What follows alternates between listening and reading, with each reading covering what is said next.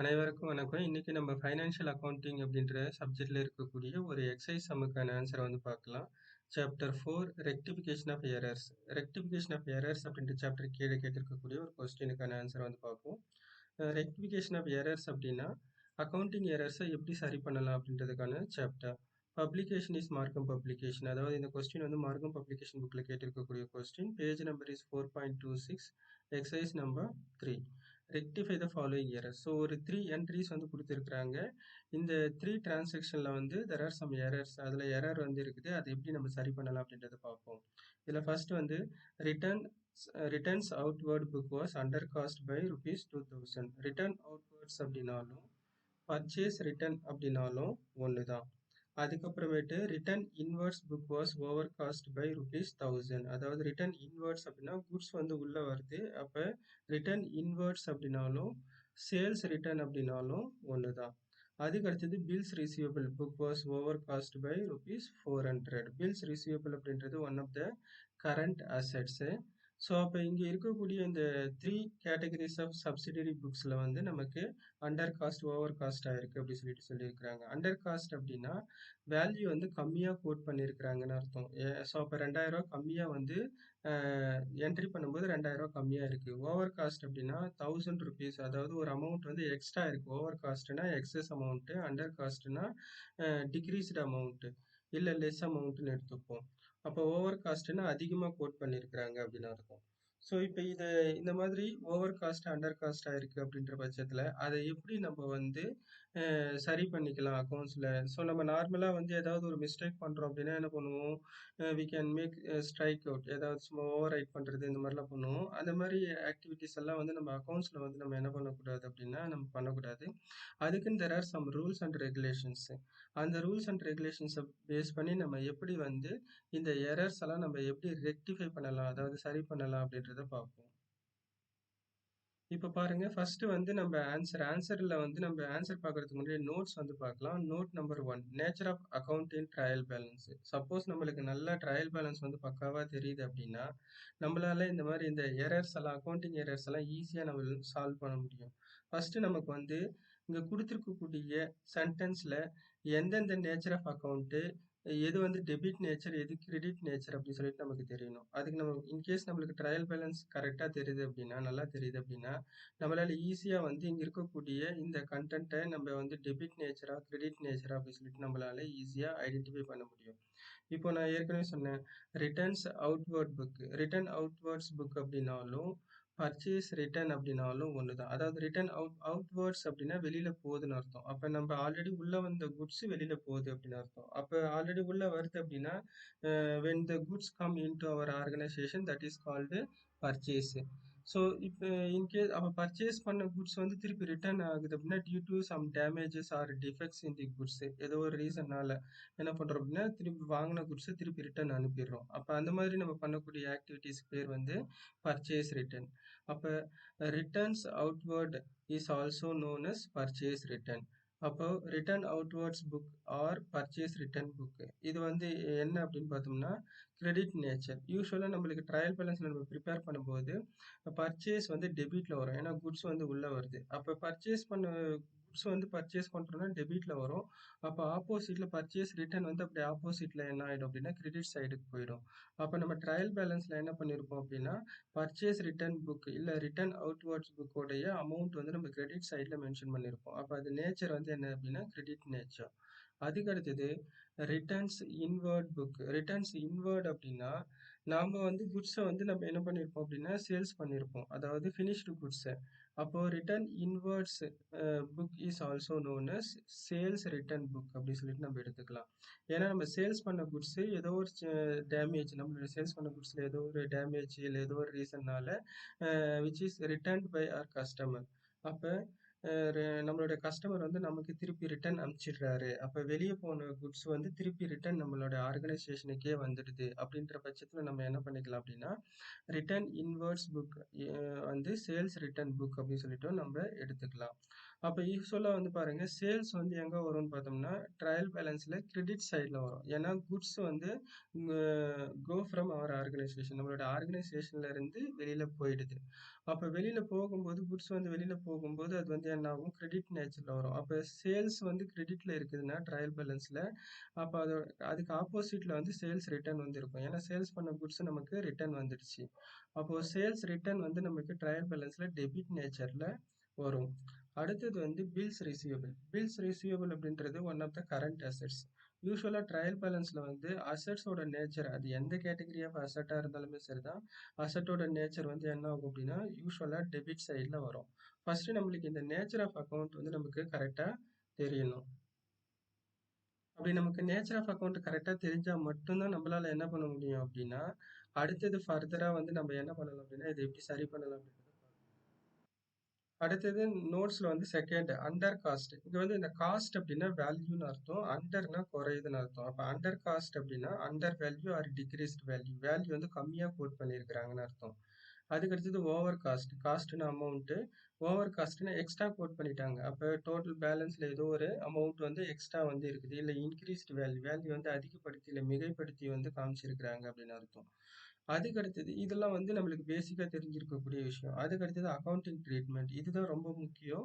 First வந்து நமக்கு nature of account கண்டிப்பா தெரியணும். ஏன்னா ட்ரையல் பேலன்ஸ்ல எந்தெந்த அக்கவுண்ட் டெபிட் அண்ட் கிரெடிட்ன்றது நமக்கு கரெக்டா தெரியணும். நெக்ஸ்ட் அண்டர் காஸ்ட்னா வேல்யூ கம்மியாகுது, ஓவர் காஸ்ட்னா வேல்யூ அதிகமாகுது. அதுக்கு அடுத்தது அக்கவுண்டிங் ட்ரீட்மெண்ட். அக்கவுண்டிங் ட்ரீட்மெண்ட் அப்படின்னா rules, basic rules for rectifying the accounting errors. Accounting errors வந்து ரெக்டிஃபை பண்ணும்போது, அதாவது எஸ்பெஷலி இந்த அண்டர் காஸ்ட், ஓவர் காஸ்ட் பண்ணும்போது நம்ம அதை எப்படி வந்து நம்ம ஃபாலோ பண்ணலாம் அப்படின்னு சொல்லிட்டு first credit side under cost, அதாவது கிரெடிட் நேச்சர்னு வச்சுப்போம். அப்ப கிரெடிட் சைட்ல அண்டர் காஸ்ட், அதாவது வேல்யூ வந்து குறையுது அப்படின்னா வில் பி கிரெடிட்டட் ஃபர்தர். அப்போ என்ன பண்ணணும், கிரெடிட் சைடில் அமௌண்ட் கம்மியாக இருக்குது அப்படின்னா ஸோ எவ்வளோ அமௌண்ட் கம்மியாக இருக்கோ அதை திருப்பி கிரெடிட் சைடில் மென்ஷன் பண்ணிடணும் அப்படின்றது தான். அடுத்தது வந்து credit side over cast. So in case credit சைடில் அமௌண்ட் அதிகமாக இருக்குது அப்படின்னா வில் பி டெபிட் சைடு. எவ்வளோ எக்ஸ்ட்ரா இருக்கோ அந்த அமௌண்ட்டை எடுத்துகிட்டு வந்து டெபிட்டில் வைக்கணும். அடுத்தது வந்து debit side under cast. In case debit side வேல்யூவில் வந்து அமௌண்ட் கம்மியாக இருக்குது அப்படின்னா will be debited further. So எவ்வளோ அமௌண்ட் கம்மியாக இருக்கோ அதை வந்து திருப்பி அந்த அமௌண்ட்டை டெபிட் சைடில் மென்ஷன் பண்ணிடணும். அடுத்தது debit side over cost. In case debit சைடில் வந்து அதிகமாக இருக்குது அமௌண்ட் அப்படின்னா எவ்வளோ எக்ஸஸாக இருக்கோ அதை எடுத்துகிட்டு வந்து வில் பி கிரெடிட்டட். அந்த அமௌண்ட் எடுத்துகிட்டு போயிட்டு கிரெடிட் சைடில் மென்ஷன் பண்ணிக்கணும். ஸோ இந்த ரூல்ஸ் வந்து நமக்கு ரொம்ப முக்கியம். ஃபர்ஸ்ட் நேச்சர் ஆஃப் அக்கௌண்ட் நம்மளுக்கு கண்டிப்பாக தெரியணும். அண்டர் காஸ்ட் ஓவர் காஸ்ட்னா என்னன்னு தெரியணும். அண்டர் காஸ்ட்னா வேல்யூ கம்மியாகுது, ஓவர் காஸ்ட்னா வேல்யூ அதிகமாகுது. அப்புறம் இந்த ரூல் அக்கௌண்டிங். ஸோ இந்த so as I said earlier, அப்போ இந்த ரூல்ஸ் வந்து நமக்கு கரெக்டாக தெரியணும். இப்போ இது தெரிஞ்சாதான் நம்மளால என்ன பண்ண முடியும் அப்படின்னா கொஸ்டினுக்கான ஆன்சரை நம்மளால கண்டுபிடிக்க முடியும். இப்போ நம்ம ஆன்சர் வந்து பார்க்கலாம். இப்போதான் நம்ம கால்குலேஷன் ஆஃப் ரெக்டிஃபைடு என்ட்ரிஸ், இதுதான் வந்து ஆக்சுவல் ஆன்சர். நம்ம நோட்ஸ் வந்து மென்ஷன் பண்ணணுன்ற அவசியம் கிடையாது. எக்ஸாமில் நம்ம டைரெக்டாக ஆன்சர் கூட நம்ம போட்டுடலாம். இந்த இடத்துல நோட்ஸ் நம்ம வேணும்னா நம்மளுக்கு தேவைப்பட்டா மென்ஷன் பண்ணி காமிக்கலாம். அதுக்கெல்லாம் மார்க் வராது. நமக்கு வந்து இங்கே இருக்கக்கூடிய இந்த ஆன்சருக்கு மட்டும்தான் மார்க் வரும். இப்போ பாருங்க ரிட்டர்ன் அவுட்வர்ட்ஸ் புக். இப்போ கொஸ்டின்ல வந்து நம்ம போய் பார்ப்போம். ஃபர்ஸ்ட் என்ட்ரி வந்து return outwards book was under cast. அப்போ ரிட்டர்ன் அவுட்வர்ட்ஸ் அப்படின்னாலும் பர்ச்சேஸ் ரிட்டர்ன் அப்படின்னாலும் ஒன்றுன்னு சொல்லிட்டேன். அப்போ ரிட்டர்ன் அவுட்வர்ட்ஸ் புக் வந்து ஃபர்ஸ்ட் கிரெடிட் நேச்சர். அப்போ கிரெடிட் சைடில் இருக்கக்கூடிய ஒரு அமௌண்ட்னு எடுத்துப்போம். அப்போ அமௌண்ட் வந்து என்ன ஆகுது 2000. நெக்ஸ்ட் வந்து அண்டர் காஸ்ட். அப்போ அண்டர் காஸ்ட் ஆயிருக்குன்னா அதுக்கான அக்கௌண்டிங் ட்ரீட்மெண்ட் என்ன அப்படின்றத பார்ப்போம். அப்போ இந்த இடத்துல வந்து பாருங்க நோட் நம்பர் 4ல ஸோ அப்போ பர்ச்சேஸ் ரிட்டர்ன் புக் இல்லை return outwards book, sorry return outwards book இல்லை பர்ச்சேஸ் ரிட்டர்ன் புக்கு. ஸோ அப்போ என்ன ஆகுது அப்படின்னா இது வந்து கிரெடிட் நேச்சரில் இருக்குது. அப்போ இந்த கிரெடிட் நேச்சரில் இருக்குது அப்படின்னும் போது கிரெடிட் சைடில் நமக்கு என்ன இருக்குது அப்படின்னா அண்டர் காஸ்ட் வேல்யூ குறைஞ்சிருக்குது. அப்போ ரிட்டர்ன் அவுட்வர்ட்ஸ் புக்கு இல்லை பர்ச்சேஸ் ரிட்டர்ன் புக்கு வந்து கிரெடிட் நேச்சரு. அப்போ கிரெடிட் சைடில் அண்டர் காஸ்ட், அப்போ வேல்யூ கம்மியாக இருக்குது. அப்போ இதுக்கு நம்ம எப்படி வந்து நம்ம ஃபாலோ பண்ணலாம் அப்படின்றத பார்ப்போம். இப்போ அக்கௌண்டிங் ட்ரீட்மெண்ட்ல வந்து பார்ப்போம். அப்போ பர்ச்சேஸ் ரிட்டர்ன் புக் இல்லை ரிட்டர்ன் அவுட்வேர்ட்ஸ் புக் வந்து கிரெடிட் நேச்சர். ஃபர்ஸ்ட் அப்போ கிரெடிட் சைடு இந்த என்ட்ரி பார்ப்போம். ஃபர்ஸ்ட் அக்கௌண்டிங் ட்ரீட்மெண்ட்டில் ஃபர்ஸ்ட் ஏ. அப்போ கிரெடிட் சைடில் அண்டர் காஸ்ட் வேல்யூ கம்மியாக இருக்குது. அப்போ அதுக்கு நம்ம அக்கௌண்டிங் ட்ரீட்மெண்ட் என்னது வில் பி கிரெடிட்டட் ஃபர்தர். அப்போது பர்ச்சேஸ் ரிட்டர்ன் புக்கில் வந்து நம்ம என்ன பண்ணுறோம், எவ்வளோ அமௌண்ட் வந்து கம்மியாக இருக்கோ அதை நம்ம கிரெடிட் சைடில் வைக்கணும் அப்படின்னு அர்த்தம்.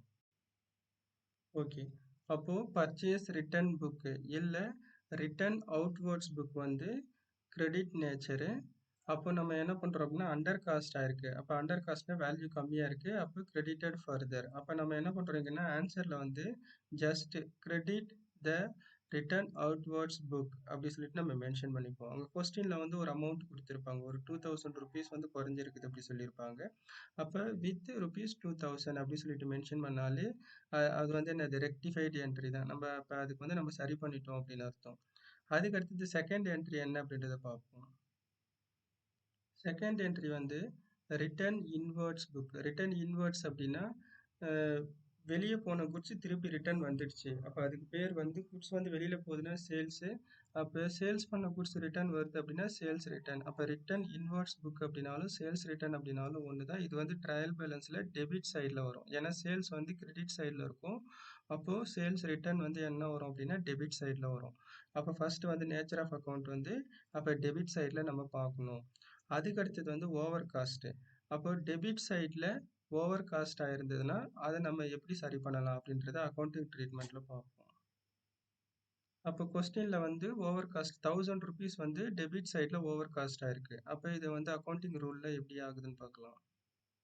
இப்போ அக்கௌண்டிங் ட்ரீட்மெண்ட்ல வந்து பார்ப்போம். டெபிட் சைடில் ஓவர் காஸ்ட். அப்போ டெபிட் சைடில் ஓவர் காஸ்ட் ஆகுது அப்படின்னா வில் பி கிரெடிட்டட். அப்போ எவ்வளோ எக்ஸஸாக இருக்கோ அந்த அமௌண்ட்டை என்ன பண்ணணும் அப்படின்னா கிரெடிட் சைடில் மென்ஷன் பண்ணிக்கணும். அப்போ கிரெடிட் த ரிட்டர்ன்ஸ் இன்வர்ட் புக். எந்த புக்கில் வந்து ஓவர் காஸ்ட் ஆயிருக்கு, ரிட்டர்ன் இன்வர்ட்ஸ் புக்கில் 1000 ருபீஸ் ஓவர் காஸ்ட் ஆயிருக்கு. அப்போ நம்ம ரெக்டிஃபைட் என்ட்ரியில் வந்து credit the returns inward book account with rupees 1000 அப்படின்னு சொல்லிட்டு நம்ம மென்ஷன் பண்ணாலே போதும். இப்படி மென்ஷன் பண்ணிட்டாலுமே நம்ம ஆல்ரெடி அப்போ அந்த கொஸ்டினுக்கான ஆன்சரை நம்ம இங்கே கொடுத்துட்டோம் அப்படின்னு அர்த்தம். இப்போ அதுக்கு அடுத்தது வந்து என்ட்ரி வந்து பாருங்க, கொஸ்டின்ல bills receivable book was over cost. Bills receivable அப்படின்னாலே அசட் நேச்சரு. அப்போ ட்ரையல் பேலன்ஸ்ல கம்பல்சரி அது டெபிட் சைடில் தான் வரும்.